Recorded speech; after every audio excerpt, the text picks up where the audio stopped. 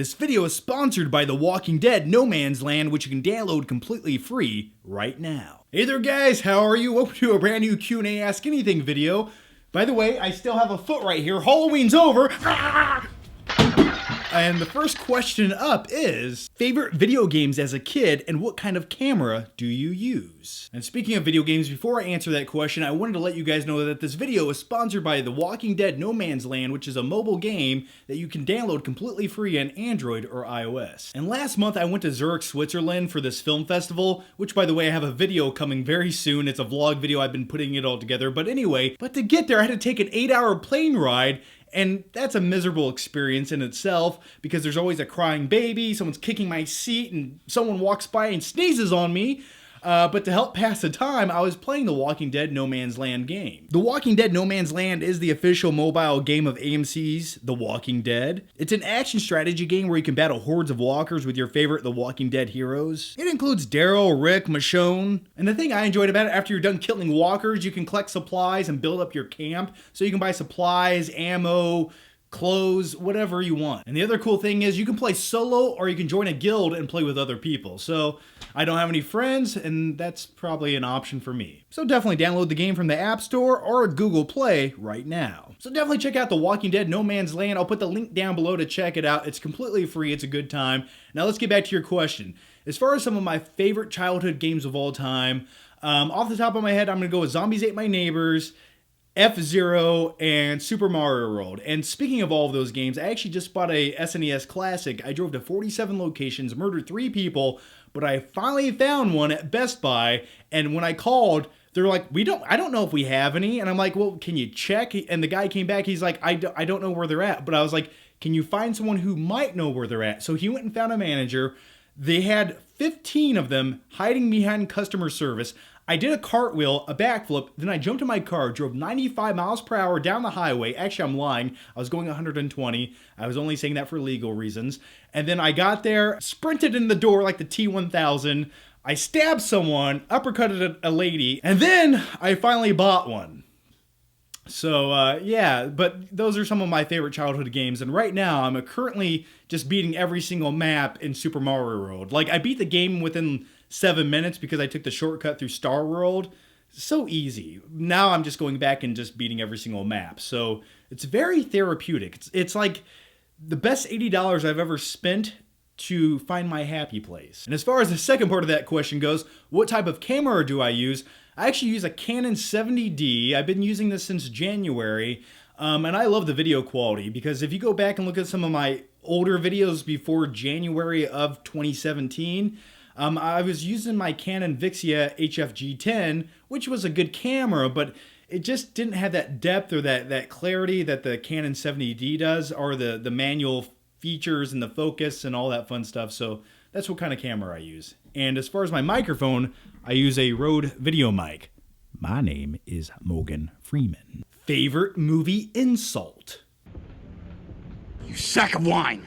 That right there is a classy insult because you can say that in your everyday life and no one can get offended by it. If you say, you sack of wine, people are going to be like, whoa, what does that mean? Terminator 6. That's my Arnold impression. Do you care? It's really hard to give a shit about Terminator 6 after watching Terminator Genesis, but I do hope that they learn from their mistakes. And James Cameron will be heavily involved in Terminator 6, I believe. I wish he was directing the movie, but he'll be directing Avatar movies until I'm 87 years old, so we probably won't ever see that again. But yeah, I want to care. I really think Terminator is an amazing franchise that has all these elements that I love about movies. Action, sci-fi, Arnold. If Arnold can't be there, please reference Arnold or do something to include Arnold. That's what makes the Terminator franchise. And Terminator Salvation had a few good ideas. I really like Christian Bale as John Connor. But once again, they're not choosing the right directors. And with Terminator 6, I hope they choose the right director. And if James Cameron is there every day helping produce the movie, it might be good. So what would you say to your high school self? If I could go back to 2005 and walk into New Haven High School in Indiana, I'd find me in the hallways, being a little douchebag asshole wearing cargo pants and some t-shirt that's too small for him with sandals. And I'd walk up to him and I'd grab him by the ears and just say, "No! Try harder!" And then No, I probably wouldn't say any of that because it was my lack of effort in high school that led me to make YouTube videos for a living. So it kind of worked out. But I would go back and punch myself in the face because that'd be kind of cool. Where did you get your LEDs? Oh, you mean these beautiful contraptions surrounding my background? I love LED lights. I've been using them for years. I love ambiance. And I really can't make a video without them because I feel like I'm cheating you guys or something. But anyway, I actually have all my LEDs linked below to my Amazon store. So if you want to go there, everything that I use in my videos, my TV, my camera, my microphone, my LED lights, everything I use in my videos, even my softbox lights, it's in the link down below to Amazon, my Amazon store. So if you want a closer look, check those out. Will you return to Screen Junkies given what has happened? Oh man, the Screen Junkies scandal. Yeah, that's a shitty situation, isn't it? As far as that entire thing goes, you know, I did have a show over on Screen Junkies Plus called Movie versus Movie. I did 2 seasons. I have no clue what's going on with that show. I don't know if I'm going back for a new season. I couldn't tell you. At this point right now, I don't even care. And I think Dan Murrell said it best in a video. He said Andy was a large part of Screen Junkies, but he isn't Screen Junkies. So, in my opinion, I don't feel like everyone should have to suffer because of one person's actions.